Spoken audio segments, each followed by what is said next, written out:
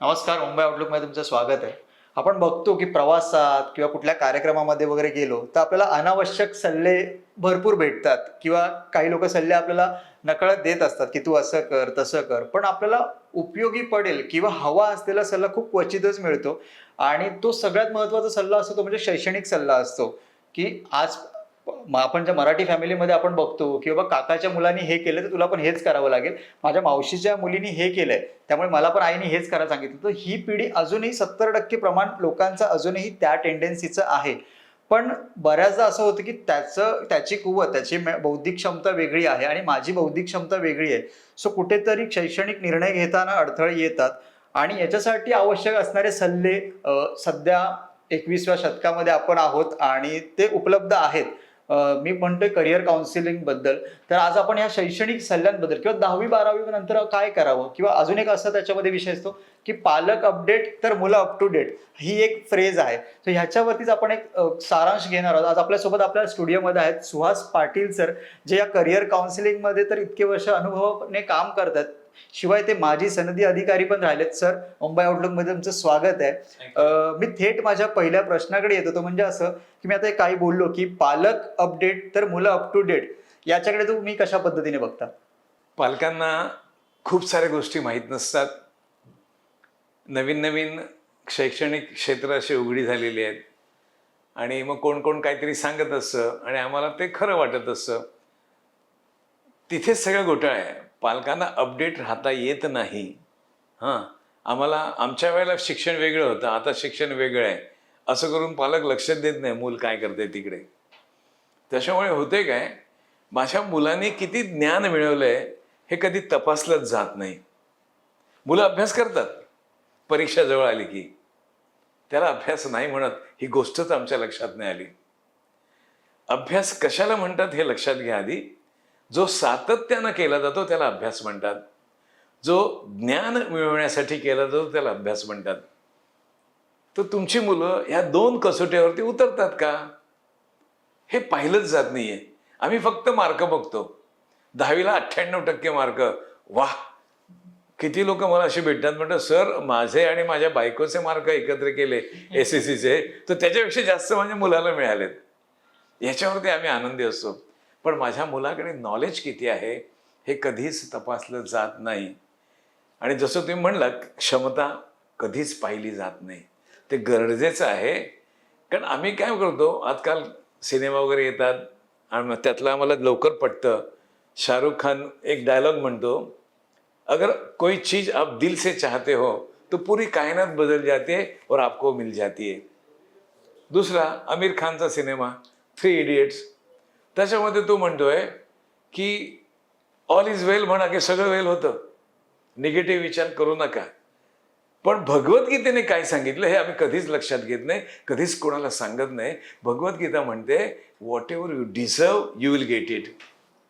ज्याला तुम्ही लायक आहात ती गोष्ट तुम्हाला मिळणार आहे. लायक बनावं लागतं, डिझर्व व्हावं लागतं, असं नाही होत. ते नुसतं ऑल इज वेल म्हणून होणार आहे का ते, ही गोष्टच आम्ही लक्षात घेत नाही. सर, या पालकांचं प्रतिनिधित्व करताना मी असा प्रश्न विचारू इच्छितो, की मला नाही माहिती आहे काय, की मार्केटमध्ये कुठले नवीन कोर्सेस आलेत, नवीन काय आलंय सगळं.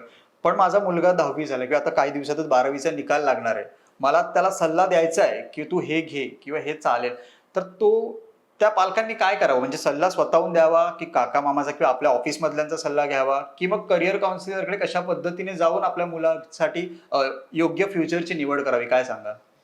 याशिवाय तुम्ही सांगेन ज्याचा अभ्यास आहे या विषयाचा त्याच्याकडे जाऊन सल्ला घ्यायला हवाय. कारण काय होतं, माझा लिमिटेड स्कोप आहे, मी एवढंच बघतो, मग मी त्याच दृष्टीने त्याला सल्ला देतो. आज माझ्याकडे काउन्सिलिंग सेंटर चालतात माझे. एक अलिबागला चालतं, एक ठाण्यात चालतं. इतके केसेस माझ्याकडे येतात. 10वी नंतर मार्क चांगले मिळालेत म्हणून लोक सल्ला देतात डिप्लोमाला जातात मुलं. कारण त्यांना सांगतात असं की 10वी 11वी 12वीला मार्क चांगले नाही मिळाले तर, CETला चांगले मार्क नाही मिळाले तर, म्हणून 10वी नंतर जा, आता चांगले मार्क आहेत, हा सल्ला दिला जातो. आणि मराठी मीडियममध्ये शिकलेला मुलगा पुढे जाऊन सगळं इंजिनिअरिंगचा अभ्यासक्रम इंग्रजीमध्ये असल्यामुळे नाही जमत त्याला. 1-2 वर्ष ड्रॉप लागले की मग तो मागे फिरतो आणि मग त्याच्या आयुष्यातली ही वर्ष वाया गेलेली असतात, कॉन्फिडन्स गेलेला असतो. हे होऊ नये म्हणून मी आधीच ठरवायला पाहिजे की मला कुठे जायचं आहे. काय होतं, आता सगळे प्रोफेशनल कोर्सेस आपले आहेत, सगळ्यांना CET असते आणि CET कधी डिक्लेअर होते कोणाला माहिती आहे? कोणी अभ्यासच करत नाही. किती CET आहेत?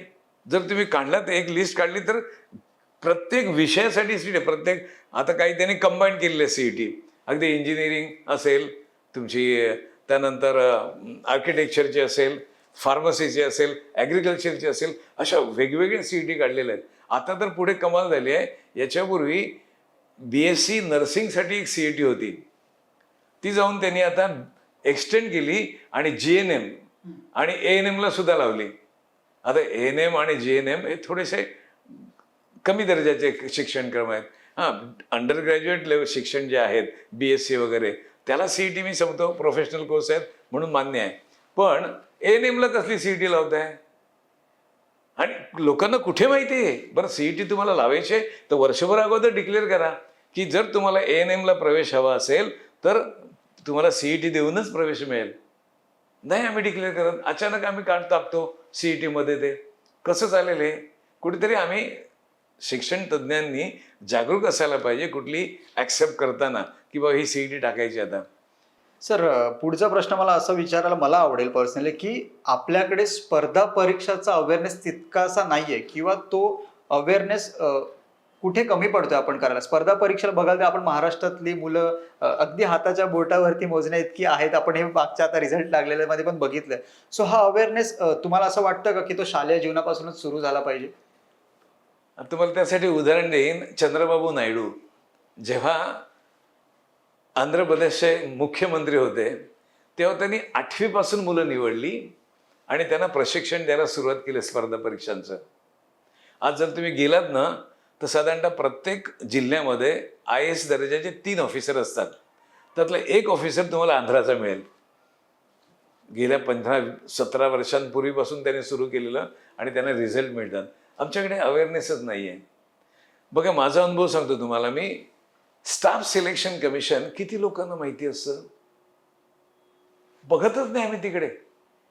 कारण मला माहिती आहे, मी इंग्रजीचा अभ्यास करत नाही, मी हिंदीचा अभ्यास करत नाही, आणि स्टाफ सिलेक्शन कमिशन किंवा UPSCच्या केंद्राच्या ज्या परीक्षा आहेत, हिंदी आणि इंग्रजी भाषेत परीक्षा होतात ना. आम्ही हिंदी ना इंग्रजीत आम्हाला येत म्हणून आम्ही विचारच करत नाही. पण किती लोकांना माहिती आहे की 2023 पासून या स्टाफ सिलेक्शन कमिशनच्या परीक्षा ज्या 10वी-12वी पात्रतेवरती येतात त्या परीक्षांना हिंदी इंग्रजीबरोबर मराठी आणि इतर 13 रिजनल लँग्वेजेसमध्ये आम्हाला पेपर मिळतो. का नाही आमच्या मुलांनी वळायचं तिकडे? जर मी MPSC करत असेल, कबूल आहे, मी मराठीत शिकलो, पण मला मराठीत पेपर मिळणार आहे, मला सहज शक्य आहे ते, पण नाही मिळत. आता उदाहरण सांगतो मला. 2022ची एक कंबाईंड ग्रॅज्युएट लेवल एक्झामिनेशन झाली, स्टाफ सिलेक्शन कमिशननी कंडक्ट केली. त्यातनं 36,000 वॅकन्सीज भरल्या गेल्या. दरवर्षी साधारणतः 10-15,000 जागा भरल्या जातात आणि 36,000 किती मेरिट खाली आलं असेल? मुलांकडे आमच्या अवेअरनेसच नाही, कारण आम्ही हिंदी आणि इंग्रजीला घाबरतो म्हणून तिकडे वळत नाही. अगदी तुम्हाला सांगायचं तर बिहार, UP आणि हिंदी बेल्ट जो आहे, हरियाणा, मध्य प्रदेश, इकडची जास्तीत जास्त मुलं स्पर्धा परीक्षांमध्ये केंद्राच्या सिलेक्ट होतात. त्याचं पहिलं कारण त्यांना पेपर मिळतो मातृभाषेमध्ये. हिंदी त्यांची मातृभाषा आहे आणि ते ॲडव्हान्टेजमध्ये असतात. आता हे ॲडव्हान्टेज बघा, तुम्हाला सांगतो, आम्ही लॉन टेनिस खेळ बघतो, त्याच्यामध्ये 40-40चा स्कोअर झाला की त्याला ड्यूस म्हणतात. त्यानंतर जो पहिला पॉईंट घेतो तो ॲडव्हान्टेजमध्ये असतो, मग त्याला जिंकायला फक्त 1 पॉईंट लागतो. आणि जे ॲडव्हान्टेजमध्ये नाही त्याला जर जिंकायचं असेल तर सलग 3 पॉईंट घ्यावे लागतात त्याला. पहिला पॉईंट घेऊन ॲडव्हान्टेज काढून टाकायचं, ड्यूसला जायचं, दुसरा पॉईंट घेऊन ॲडव्हान्टेजला जायचं आणि तिसरा पॉईंट घेऊन जिंकायचं असतं. ती अवस्था आमची आहे, कारण आमच्या मातृभाषेत पेपर नसतो. पण आता मला मराठीमध्ये पेपर मिळणार आहे, मातृभाषेत पेपर असणार आहे, मी ॲडव्हान्टेजमध्ये आहे, मला जिंकायला फक्त 1 पॉईंट घ्यायचा आहे. किती सोपं आहे. पण आम्हाला ते अवेअरनेसच नाही. जोवर ह्या सगळ्या स्पर्धा परीक्षा ऑफलाईन व्हायच्या आणि ऑफलाईन फॉर्म भरले जायचे, तेव्हा माझ्या लक्षात आलं की महाराष्ट्रामध्ये परीक्षा स्टाफ सिलेक्शन कमिशनच्या 1 किंवा 2 दिवसात संपत आहेत, पण बाकी राज्यांमध्ये 10 दिवस 12 दिवस त्या परीक्षा चालायच्या. मग मी हे स्टाफ सिलेक्शन कमिशनच्या निदर्शनास आणून दिलं की बाबांनो, हे असं चाललेलं आहे, आमच्या लोकांना अवेअरनेस नाही आहे, कृपया याचा प्रचार करा. आणि त्यांचे दिल्लीवरनं डायरेक्टर आले इथे मुंबईमध्ये, पुण्यामध्ये, औरंगाबादला, या 3 ठिकाणी त्यांनी जाहीर व्याख्यानं घेतली. महाराष्ट्र टाइम्स मीडिया पार्टनर होता आणि प्रचार झाला. तेव्हा कुठे लोकांना स्टाफ सिलेक्शन कमिशन माहीत झालं. तरी अजूनही आमचे लोक हिंदी आणि इंग्रजीचा बाऊ करून तिकडे वळत नाहीत. आता ह्या परीक्षा मराठीतनं होणार आहेत. बसा.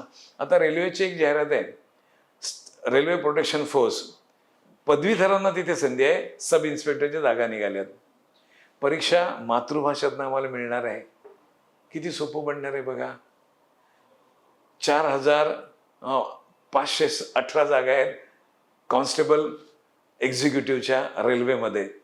मराठीतनं पेपर मिळणार आहे, सहज मिळू शकेल आम्हाला.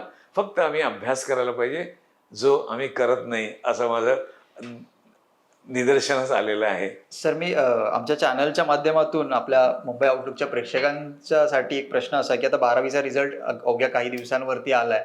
सो आपण त्या सर्वसामान्य पालकांना आणि त्या विद्यार्थ्यांना काय सांगू इच्छितो की करिअर निवडताना थोडं मागेच येतं मी की करिअर निवडताना कुठल्या गोष्टी डोळ्यासमोर ठेवाल, कुठल्या गोष्टी लक्षात घेऊन त्या पाल्याला किंवा स्वतःसाठी तो कोर्स किंवा ते अकॅडमिक इयर निवडाल, आणि कशा पद्धतीने, समजा स्वतःचा सल्ला नसेल, स्वतःचं वैयक्तिक मत नसेल, तर कशा पद्धतीने तुम्ही काउन्सिलिंग असेल, ॲप्टिट्यूड असेल, याचा आधार कशा पद्धतीने घेऊ शकता?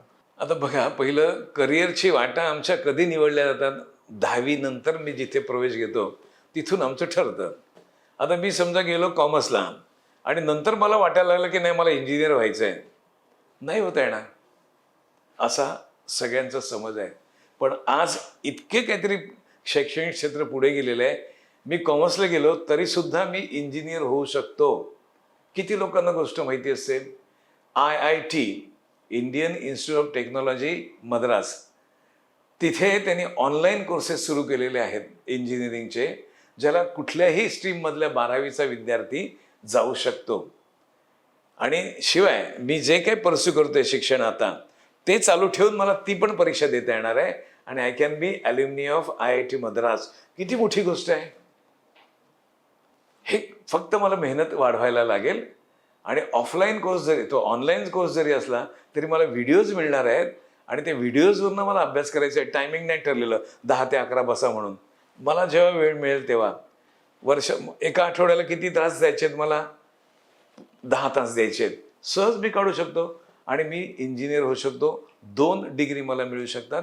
एक BS, नाही, वेगवेगळे कोर्स आहेत ते. BS इन डेटा सायन्स आहे, दुसरं एक आहे BS in electronic system. 2 courses आहेत ते वेगवेगळे. बरं, त्याच्यामध्ये इतकी फ्लेक्झिबिलिटी आहे की मी 1 वर्षानंतर सर्टिफिकेट घेऊन बाहेर पडू शकतो. 2 वर्ष केलं तर मी डिप्लोमा घेऊन बाहेर पडू शकतो. 3 वर्ष केलं डेटा सायन्समध्ये तर मला BSc in programming and data science अशी पदवी मिळू शकते. आणि I can be alumni of IIT Madras. आणि 4 वर्ष पूर्ण केली तर BS इन डेटा सायन्स मला पदवी मिळते. आणि जगभरात त्याला मान्यता आहे. मला कुठेही नोकरी मिळू शकते, जरी हा डिस्टन्स लेवलला कोर्स असला, ऑनलाईन कोर्स असला तरी. आता मला ॲडमिशन मिळालं कुठल्या तरी कॉलेजमध्ये ज्याची काही ॲक्रेडिएशन नाही आहे, असंच तिथे कोण शिकवते माहीत नाही मला, क्लासेस होतात की नाही माहीत नाही मला, पण इथे तुम्हाला IIT मद्रासचे प्रोफेसर शिकवणार आहेत. किती मोठी गोष्ट आहे. बरं, त्यात फी आहे, जरा बऱ्यापैकी फी आहे, पण ऑनलाईन असलं तरी फी आहे. पण मला कन्सेशन मिळणार आहे. समजा मी जर शेड्यूल कास्ट शेड्यूल ट्राईबचा विद्यार्थी असेल आणि त्यात जर मी अपंग असेल, दिव्यांग असेल, तर मला 75% फीमध्ये सूट आहे. शेड्यूल कास्ट, शेड्यूल ट्राईब आणि दिव्यांग या कॅटेगरीची मुलं असतील तर त्यांना 50% फी सूट आहे. जर माझं उत्पन्न, मी कुठल्याही कॅटेगरीचं असो, आणि 1 लाखाच्या वरती खाली आहे माझ्या कुटुंबाचं उत्पन्न, मला 50% सूट आहे. खूप चांगलीच त्यांनी कोर्सेस काढलेले आहेत. पण आत्ता मी एकच सांगेन सगळ्यांना की हे युग जे आहे आता आर्टिफिशियल इंटेलिजन्स आणि मशीन लर्निंगचं आलेलं आहे. त्याच्यामुळे मला त्या काळाबरोबर जायला पाहिजे. काही दिवसांनी असं होईल ना, IT इंडस्ट्रीमध्ये सगळे आर्टिफिशियल इंटेलिजन्स आल्यामुळे बेकार होऊन जाणार आहेत लोक आणि millions of job opportunities create होणार आहेत डेटा सायन्समध्ये. तर मुलं त्याचा विचार करावा आणि तशा प्रकारे संधी निवडावी. आज कृषी तंत्रज्ञान एवढं प्रगत झालेलं आहे, अगदी सांगायचं तर 2 बोटांच्या एवढं केळीचं पान घेतलं तर आम्ही टिश्यू कल्चर करून 1,00,000 नवीन प्लांट निर्माण करू शकतो. कृषी आम्ही पारंपरिक पद्धतीने करत बसतो, त्याच्यामुळे आम्हाला प्रॉफिट कमी होतं. पण जर आम्ही कृषीला पूरक असे व्यवसाय आहेत ते जर केले तर खूप मोठ्या प्रमाणावर आम्हाला पैसा मिळू शकतो. आता बघा, मला एका ठिकाणी गेलो होतो मी शाळेच्या मार्गदर्शन करायला. तर त्या जे संस्था चालक आहेत त्यांच्या घरी बसलो होतो आणि तेवढ्यात एक त्यांचा मॅनेजर आला आणि त्यांनी त्या मालकांना चेक दिला. म्हटलं कसलं चेक आहे? त्यांनी सांगितलं. तर म्हणाला आपलं ह्या वर्षीचं फिश फार्मिंगचं उत्पन्न आहे ते. किती उत्पन्न असेल ते? 94 लाख रुपयाचा चेक होता. कुठे आम्हाला माहिती आहे?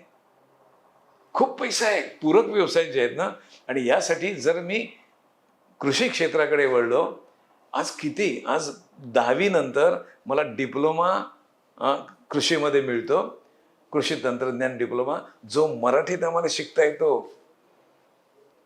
मी तर सांगत असतो मुलींना की जर तुम्हाला पुढे जाऊन नोकरी नसेल करायची, कारण काही समाज असे आहेत ना की तिथे मुलींना नोकरीला पाठवत नाहीत, अशा मुलींनी आवर्जून हा कोर्स करावा. कृषी 2 वर्षाचा कोर्स आहे पूर्ण वेळ, आणि तो जर केला तर कृषीविषयक सगळी माहिती मला मिळते.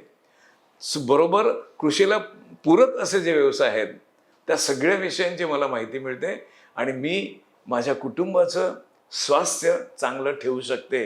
कारण मी ते शिकणार आहे. त्यातनं मी आज जे आपल्याला अन्न मिळतं ना, हे सगळं विषयुक्त अन्न आहे. कारण पेस्टिसाइड कोर्सेस कृषी रिलेटेड, ॲग्रिकल्चर रिलेटेड युनिव्हर्सिटीमध्ये आणि जर उपलब्ध असतील तर आपण काही आपल्या प्रेक्षकांना नावं, कोर्सची नावं सांगू शकतो? हो, आता मी कृषी तंत्रज्ञान पदविका म्हटलं मी 2 वर्षांची आहे ती, आणि ती जर केली तर मला मराठीमध्ये करता येते. जर 3 वर्षांचा डिप्लोमाला जर गेलो मी तर मला डिग्रीला ॲडमिशन मिळू शकतं डायरेक्ट सेकंड इयरला, पण तो इंग्रजीमध्ये होतो. आमची मुलं इंग्रजीमध्ये कमी पडतात म्हणून खेड्यापाड्यातली, म्हणून सल्ला असतो की तुम्ही नुसता हा जरी डिप्लोमा केलात तरी तुम्ही स्वतःचं आयुष्य सुखी करू शकाल, तुमचं कुटुंबाला सुखी कराल, तुमच्या नातेवाईकांना सुखी कराल, सगळ्या समाजाला सुखी करू शकाल. तुमचं बघून बाकी फॉलो करतील. कारण मी जे करणार आहे ते तिथे मी पेस्टिसाइड वापरणार नाही आहे, तिथे मी रासायनिक खतं वापरणार नाही आहे. सगळी मी जर नैसर्गिक शेती केली तर ते विषमुक्त असा आहार होईल आणि माझं कुटुंब सुखी होईल, कुठलेही आजार येणार नाहीत. मग हे पूर्णवेळ कोर्सेस अवेलेबल आहेत? हो, पूर्ण वेळ. तिथे जर तुम्ही 12वी नंतर CET देऊन तुम्हाला ॲग्रिकल्चरच्या वेगवेगळ्या कोर्सेसला जाता येतं. हॉर्टिकल्चर आहे, ॲग्रिकल्चर आहे, फ्लोरिकल्चर आहे, फॉरेस्ट्री आहे, असे जे कोर्सेस आहेत त्याला खूप डिमांड आहे. एक काळ तर असा होता, हे BSc ॲग्रिकल्चर ग्रॅज्युएट झालेली मुलं जास्तीत जास्त स्पर्धा परीक्षांना सिलेक्ट व्हायचे, IAS अधिकारी व्हायचे, MPSCमध्ये डेप्युटी कलेक्टर किंवा त्या पदांवरती जायचे. आता थोडासा ट्रेंड कमी झाला आहे. बरं, तिथे गेला तर इतकं सुंदर व्यवस्था आहे ना, तुम्हाला कुठल्या कॅट परीक्षेचा अभ्यास करावा लागत, वेगळा क्लास लावा लागत, तिथे मार्गदर्शन मिळते. UPSCची तयारी तिथे तुम्हाला करून घेतात. इतकं खूप चांगल्या प्रकारे आमची ही कृषी विद्यापीठं काम करतायत. इथे दापोलीला आहे, राहुरीला आहे, पंजाबराव कृषी विद्यापीठ, असे 4 विद्यापीठं आहेत. खूप चांगल्या प्रकारे आम्हाला तिथे करिअरचं मार्गदर्शन मिळतं. शिवाय मी स्वतः व्यवसाय करू शकतो, ही खूप मोठी गोष्ट आहे. नोकरी करणं समजू शकतो, पण व्यवसायामध्ये जो पैसा आहे तो नोकरीमध्ये नाही मिळणार.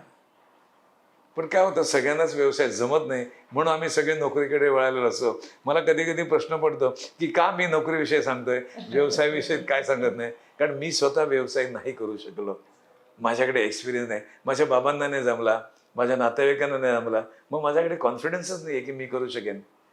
असे लोक फक्त करिअर म्हणजे काय असतं असं वाटतं लोकांना की जास्त पैसा मिळेल ते करिअर, पण नाही. जास्त पैसा पाहिजे तर मी म्हणेन तुम्ही बिझनेसमध्ये जा, शेतीकडे वळा, खूप पैसा मिळेल. UPमध्ये एकानं हायड्रोपोनिक शेती केली, त्याच्या बिल्डिंगमध्ये 3 माळ्याची बिल्डिंग होती, माती नाही वापरायची, फक्त पाण्यावरती. एका वर्षामध्ये 42 लाख रुपये कमावले त्यांनी. हो. हायड्रोपोनिक शेती, पाण्यावरती शेती केली, खूप साऱ्या भाज्या बनवल्या. हा, इतकं त्याला उत्पन्न मिळालं ना, तो म्हणजे खूप पैसा आहे शेतीमध्ये. आज तुम्ही फक्त लोकांना द्यायला पाहिजे चांगलं काहीतरी. तिथे तुम्ही फर्टिलायझर्स नाही वापरले पाहिजेत, खतं नाही वापरली पाहिजेत. खूप डिमांड आहे त्याला. म्हणजे एकंदरीत सर तुम्ही असं सांगताय की मुलांनी स्पर्धेमध्ये न धावता काहीतरी आडवाटा शोधून आपलं करिअर निवडलं पाहिजे. हो, पण त्यासाठी मला अभ्यास करायला पाहिजे. वाट निवडण्यापूर्वी मला अभ्यास करायला पाहिजे. शेती जर करायची मला खूप चांगला माझा अभ्यास पाहिजे. खेळामध्ये जायचं मला खूप चांगला माझा अभ्यास पाहिजे. आता खेळामध्ये बघा किती बक्षीस मिळालं. ऑलिम्पिकमध्ये ज्यांना गोल्ड मिळालं त्यांना 6 कोटी दिले कोणी. ऑलिम्पिक कमिटी जी आहे ती 75 लाख देते गोल्ड मेडल वाल्याला, सिल्वर मेडलला 50 लाख आणि ब्रॉन्झ मेडलला 25 लाख. पण काही राज्यांनी, एका राज्याने उत्तर प्रदेशने 6 कोटी दिले, तामिळनाडूने 3 कोटी दिले. किती पैसा मिळू शकतो. पण त्यासाठी मला अभ्यास पाहिजे आणि तेवढे मेहनत करायला पाहिजे. तुम्ही डिझर्व व्हायला पाहिजे. हा जो भगवद्गीतेने दिलेला संदेश मी पुन्हा एकदा सांगेन की तुम्ही जे डिझर्व करता ते तुम्हाला मिळणार आहे. डिझर्व होण्यासाठी तुम्हाला लायक बनायला पाहिजे, मेहनत करायला पाहिजे, जी आपण करत नाही आहोत हे लक्षात घ्या. आणि मी नेहमी जेम्स क्लिअरबद्दल सांगतो. जेम्स क्लिअर ऑथर आहे, त्याने एक पुस्तक लिहिलं ॲटॉमिक हॅबिट्स.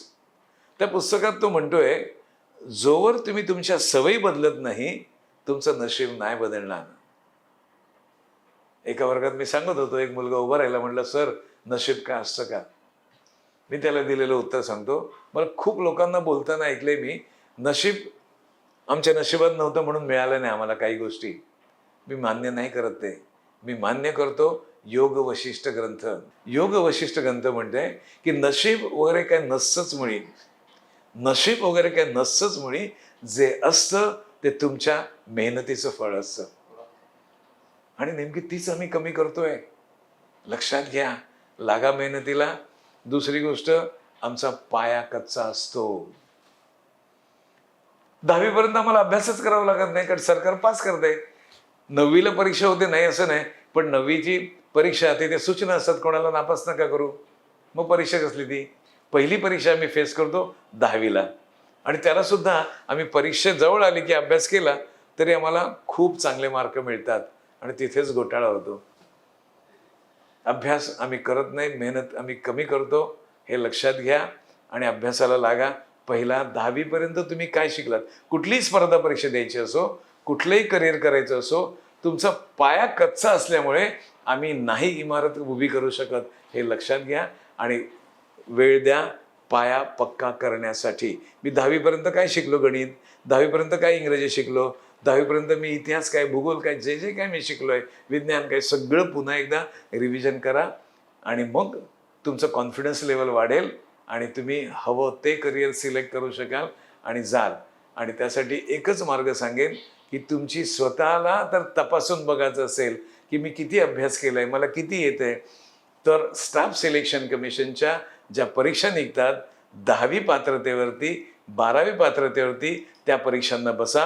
अशा 5 परीक्षा असतात, स्टाफ सिलेक्शन दरवर्षी होतात, त्या परीक्षांना बसा. तुम्हाला ताबडतोब कळेल की तुम्ही किती पाण्यात उभे आहात, तर तुमचा अभ्यास किती आहे ते तुम्हाला कळेल. आपण इलिजिबल आहोत की नाही आहोत ते. आणि मग तुम्ही स्पर्धा परीक्षा पुढच्यांचा विचार करा आणि जा. आणि समजा तुम्ही इथून जर सिलेक्ट झालात तर त्या दिवशी ठरवा मला जायचंय की नाही जायचंय ते. माझं करिअर ठरलंय, मला IAS व्हायचंय, कबूल. पण तुम्ही ह्या स्पर्धा परीक्षा देऊन तुमची स्वतःची लेवल तर तपासा. आज मी सगळ्या पालकांना सांगू इच्छितो की बाबांनो, तुमच्या मुलाला UPSC करिअर करायचंय, MPSC करिअर करायचंय, पण त्याची क्षमता तपासून बघा. काय होतं, आम्ही UPSC करायला गेलो की वयाला 21 वर्ष पूर्ण होईपर्यंत आम्ही परीक्षेला बसू शकत नाही. नंतर आम्ही परीक्षा लिहितो, प्रिलिम्सचा रिझल्ट येतो, तेव्हा कळतं आम्हाला आमची तयारी कमी आहे. हे जर तुम्ही 12वी नंतर जेव्हा 18 वर्ष पूर्ण व्हायला येतात तेव्हा जर परीक्षांना बसलात तर तुमच्या लक्षात येईल ना आपला अभ्यास किती आहे ते, आणि आपली वर्ष वाया जाणार नाहीत. आणि जर तुम्ही केंद्र सरकारमध्ये लागलात तर खूप वेळ अभ्यासाला मिळेल. आज जेवढा तुम्ही अभ्यास करताय ना कुठलाही शिकत असताना, त्याच्यापेक्षा दुप्पट अभ्यास तुम्ही सरकारी नोकरीमध्ये आल्यानंतर करणार. स्पर्धा परीक्षेची तयारी सुरू करण्यापूर्वी मी एक गोष्ट सांगतो की आम्हाला असं सांगितलं जातं की तुमचा प्लान ए आणि प्लान बी तयार पाहिजे. प्लान ए सांगितलं जातं की UPSC MPSC आणि प्लान बी आजकाल मग सजेस्ट केलं जातं की इंजिनियर व्हा. हां, समजा UPSC नाही सिलेक्ट झालं तर इंजिनियर म्हणून तुम्हाला कोणी जॉब देईल. पण आम्हाला हे माहीत नाही, जर इंजिनिअरिंगला मला जर चांगले मार्क नाही मिळाले, ॲग्रिगेट मिनिमम 60% नाही मिळाले, तर कितीतरी ठिकाणची माझ्यासाठी एंट्री बंद असते. मला कॅम्पस सिलेक्शनला घेतलं जात नाही. हां, मला कितीतरी लोक 60% मार्क नाहीत म्हणून त्याला मी इलिजिबलच ठरत नाही.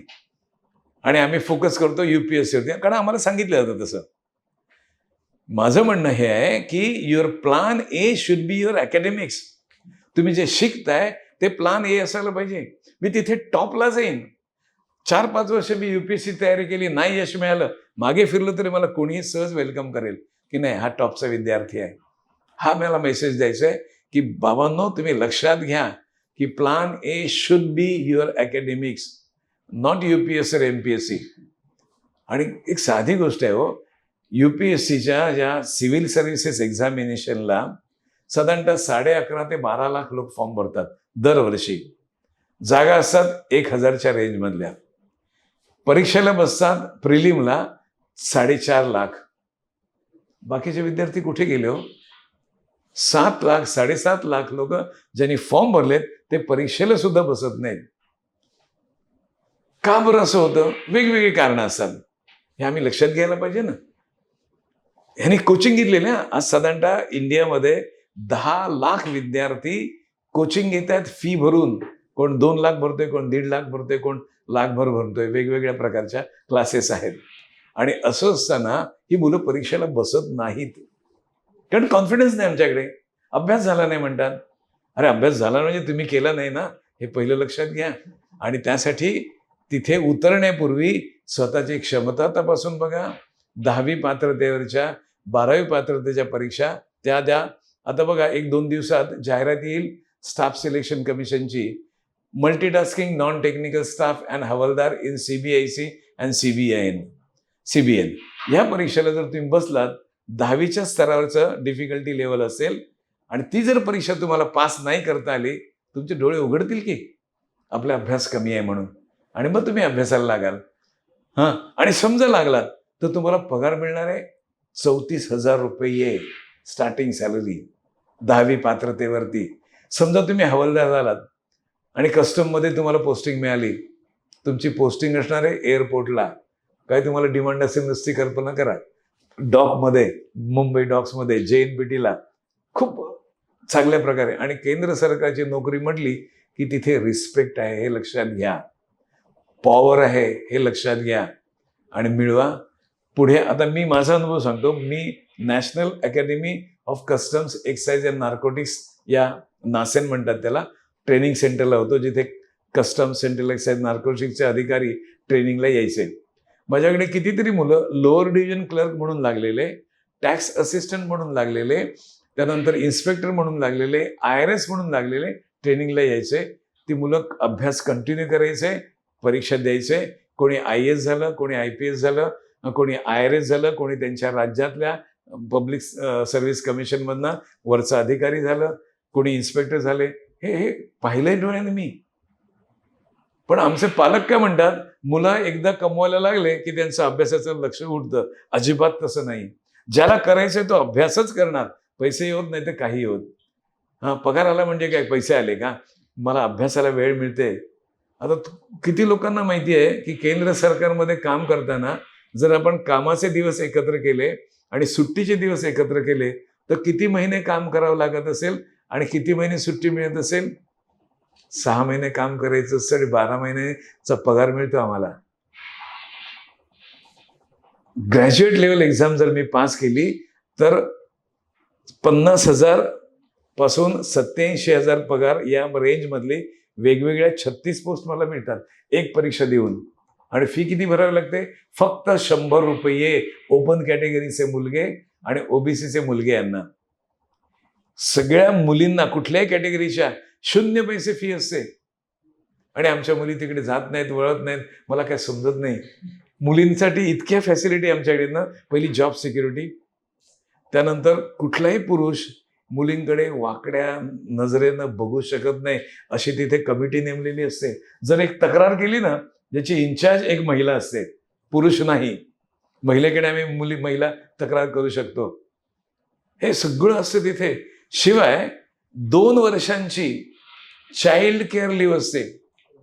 आपल्या मुलांच्या संगोपनासाठी आपलं मूल 18 वर्षांचं होईपर्यंत मला कधीही घेता येते. आणि ही फॅसिलिटी फक्त आणि फक्त भारत सरकार देते. बाकी कुठल्याही देशात मिळत नाही. काही देशांमध्ये आहे 6 महिने वगैरे असते, पण आमच्याकडे 2 वर्षांची चाइल्ड केअर लिव्ह आहे. हे जर तुम्ही ऐकलं आणि तुम्ही जर केंद्र सरकारच्या परीक्षांना नाही बसलात तर मला वाटते तुमचा काहीतरी वेगळा विचार आहे. इतकी चांगली फॅसिलिटी आहे. 6 महिने काम करायचंय, 12 महिन्यांचा पगार घ्यायचा आहे.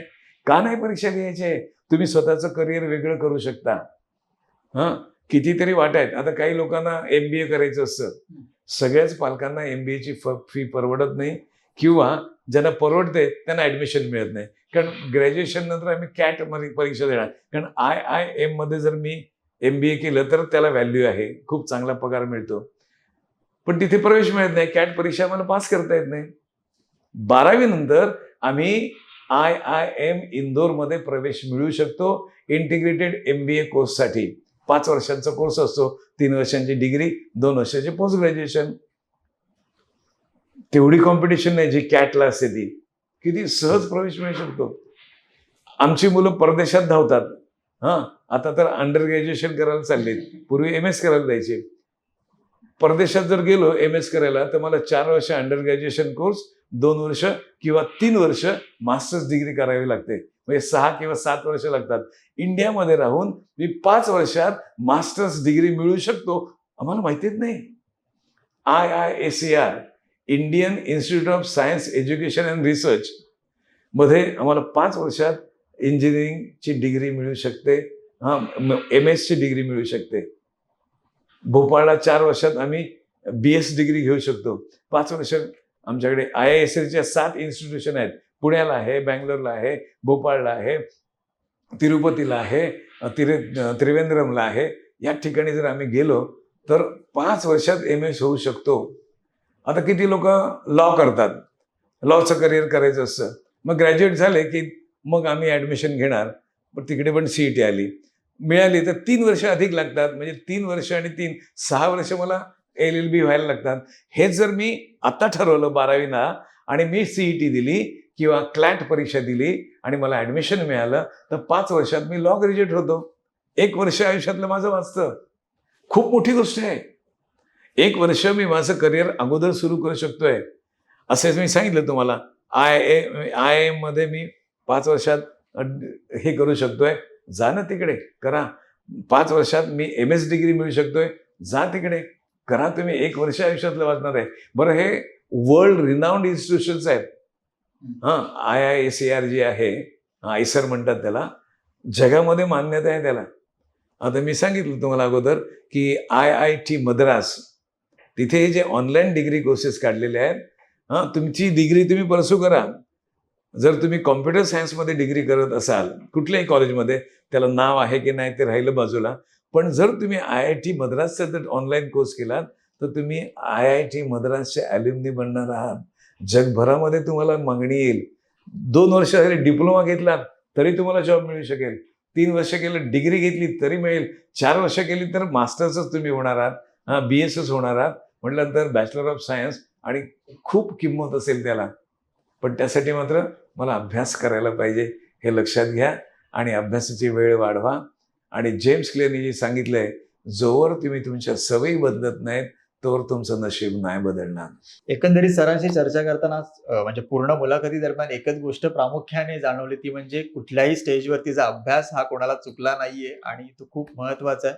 सर, धन्यवाद. वेळात वेळ काढून मुंबई आउटलुकला भेट दिलात आणि प्रेक्षकांना एकदम महत्वाची आणि आवश्यक अशी माहिती दिलात. नक्कीच आम्ही एका नवीन विषय घेऊन आणि लोकांच्या आवडीचे किंवा लोकांना जे महत्वाचे आहेत, स्पर्धा परीक्षा असतील किंवा करिअर काउन्सिलिंग असेल, त्याच्या व्यतिरिक्त मोठे काही विषय असतील ते घेऊन आपण पुन्हा प्रेक्षकांच्या भेटीला नक्कीच येऊ.